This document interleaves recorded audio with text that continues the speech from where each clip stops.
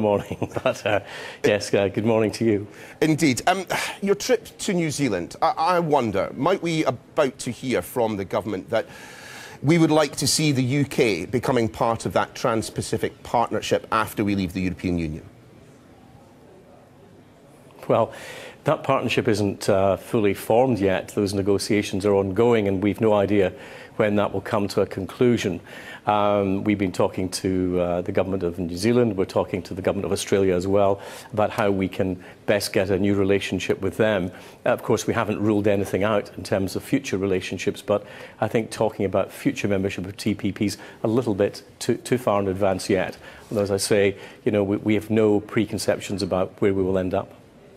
But in terms of your role within this whole Brexit process, you're travelling the world, I think 33 countries at last count, racking up the air miles, looking for those all-important free trade agreements, at the same time as saying that you're, I think it's fair to say, relatively sanguine that if there is no deal with the European Union ahead of our leaving, you know, we would revert to WTO rules. Well, of course, it's not just me. If you look at what the Director General of the World Trade Organization is saying, it wouldn't be the end of the world in his words for the UK. Of course, we would rather get a deal with the European Union, but we're not afraid not to get a deal. The thing is that it's in the interest of both the UK and the EU to reach such an agreement, not just in our domestic sense, but from a global perspective. And when you come to the other side of the world, as we are now, they're looking to Europe as a whole to say whether Europe will become more protectionist, whether there will be impediments to trade and investment in Europe that don't exist today, and that wouldn't be attractive for global investors. So it's in all our interest to come to a deal that is an open and liberal agreement on trade between Britain and the European Union. If we didn't get it, of course, we could trade on WTO terms. We do that on a large proportion of our trade already, for example, with the United States. So it's possible, but it's not the outcome that we would rather have. But in terms of free trade agreements, I mean, clearly what you are saying, a consequence of what you are saying is the conclusion that, yeah, WTO would be fine, but actually a deal would be better. And that's a similar situation, isn't it, when it comes to us leaving the European Union? I mean, if it were fine for us to revert to WTO, you know, why would you be in New Zealand? Well, we have a number of discussions here. So you mentioned the free trade agreements. That's one of the elements that we're discussing. We're also discussing the level of our bilateral trade. With New Zealand, for example, our trade is up 27% in the last year. New Zealand's a very open economy. There's a lot that we can discuss and learn from their experiences. We also have the Commonwealth Heads of Government meeting coming up in April next year. We've got the international meeting on trade coming up in December in Buenos Aires. We have a lot of things in common in that. So there's a lot for us to discuss. And of course, one of the things that we do have in common is that we believe that we have to have an open, free trading global environment. We've taken 1 billion people out of poverty because of that in the last generation. We've got to make sure those opportunities are available to those in the future. Still, you've often made the point that a trade deal with the European Union would be the easiest deal in history because of that regulatory equivalence. We're basically trading on those terms at the moment. But the problem with that isn't the whole point of us, you know, coming out of the European Union that we want to be able to set our own standards? No, we want to be able to, with the reasons that we voted to leave the European Union, of course, were to be able to have control over our own laws and our own borders and our own money. If we're able to have our own independent trade policy that's designed to suit the United Kingdom, so much the better. One of the things I think that's being overlooked, however, is the fact that we still have to up our trade. If you look at the UK as a whole, we export only about 28% of our GDP. Germany, by contrast, exports about 47%. So whether we'd stayed in the EU or not, we would still have had to make a lot of improvements in our trading performance, which is why the Prime Minister set up the Department for International Trade in the first place. But surely any deal with the European Union in terms of trade that they would agree to would involve, at a minimum, sticking to the standards that they've been setting over the past, you know, however many decades. Well, we wouldn't want to see our standards reduced because, in particular, if you're selling UK goods abroad, people look to us to have very high standards of safety, of clarity about origin and so on. And we would want to keep that because the UK is never going to be able to compete at the cheap end of the market. We're always going to have to compete at the quality end of the market, and that's a plus for the UK, and that's something that we should be very proud of. That people want to buy UK goods and services because they regard having a Union Jack on it as a sign of quality. That's not something that we would want to diminish, nor do I think our consumers would allow us to do so. And I think that in any future trade agreements, consumers will have a lot more to say about how the parameters within which these are set than they have done in the past. But there are other countries, aren't there, who see Brexit as an opportunity for us and for them precisely because we can fiddle with standards. The United States, key amongst them, of course. I mean, I'm going to mention two words that you have not liked in the past: chlorinated chicken. I mean, clearly the United States would wish us to relax standards in certain areas that the European Union would not. Well, we wouldn't be willing to reduce standards if we didn't think that was good for the UK, either as a seller of goods or for UK consumers. And people talk about trade agreements as though it's something that's enforced upon us. We would only come to an agreement if we thought it was the interests of both parties. And that's what negotiations are all about. So this idea that it's something that will be forced on Britain against Britain's will simply is too wide of the mark.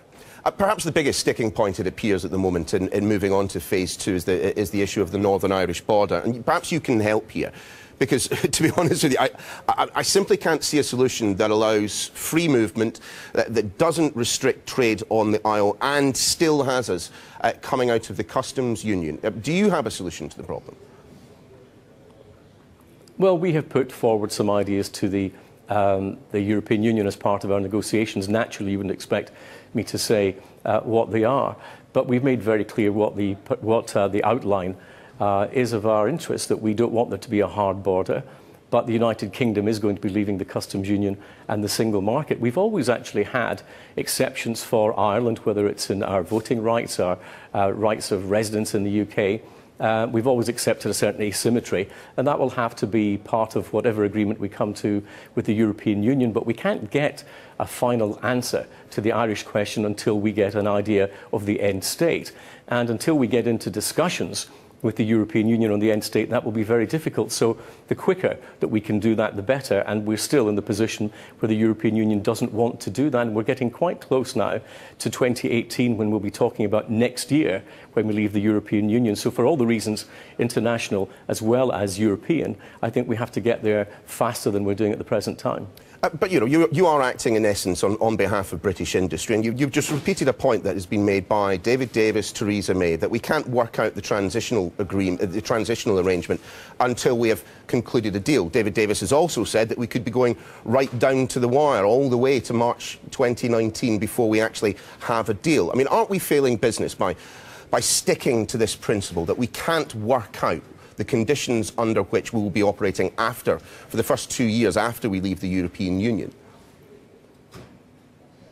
It's not our failure. We've wanted to get into these discussions with the European Union for some time. Yeah, but the simple fact is, given the position that you've stated and given the position that the Prime Minister has stated, we're not going to know what the transitional arrangements are going to be until some point in the future, and certainly far beyond the end of Q1 next year, which is when business says they need to know.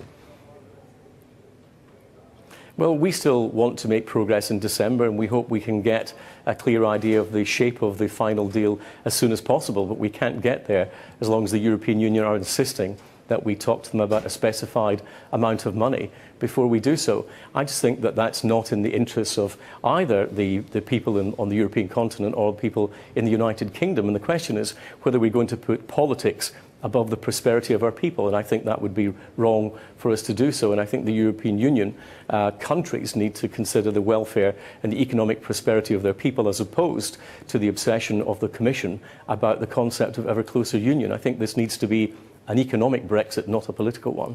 But even you will concede that the revision by the OBR of the growth figures in the budget was pretty grim. And actually, it's only going to get worse because, as you just conceded, businesses will not know the conditions under which they will be operating after we leave the European Union, because we can't agree on that until the point at which we've got the trade deal done and dusted.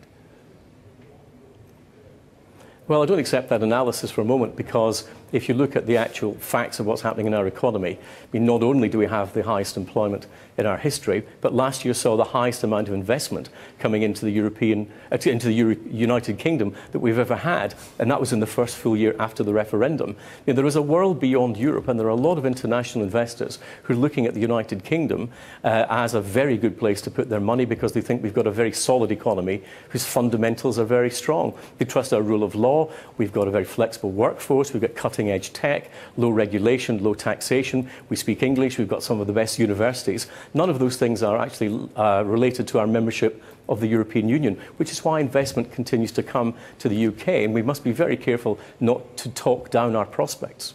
Still, there are those who suggest, and with a degree of justification, it would seem that you are no friend of business. I mean, last year you branded them too lazy and too fat to compete in the international marketplace.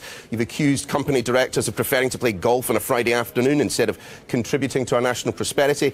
And in an interview with the House magazine, you said on Friday, our trading performance needs to improve. I can agree as many trade agreements as I like, but if British business doesn't want to export, then that doesn't do us any good. You're a friend of business.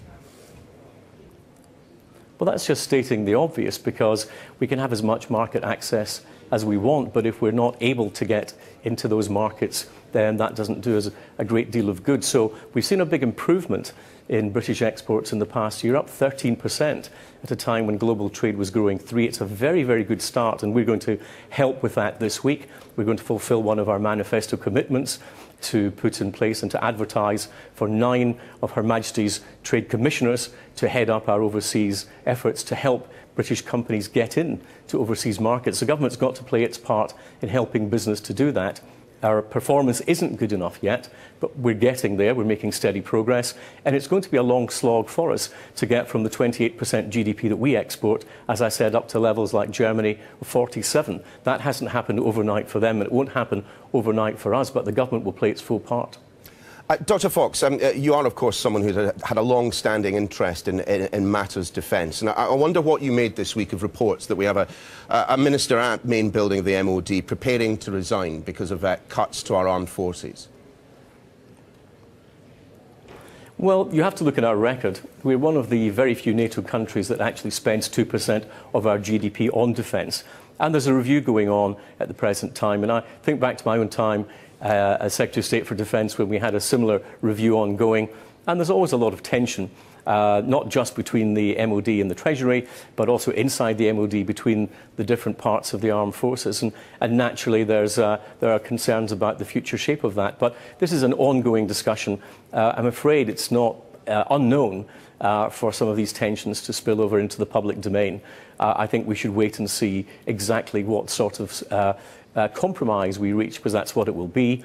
And remember that the United Kingdom is the 4th biggest military budget in the world, and as I say, is one of the very few NATO countries actually fulfilling its promises to spend and help protect our partners. I would like to see more of them shoulder that burden, and not just the very few countries who are already making the cut when it comes to the proportion of GDP that we do spend. I'm so sorry, we are about to lose the line to New Zealand, so I just want to say thanks very much for being with us before we do. You didn't frankly have the balls to put country before party.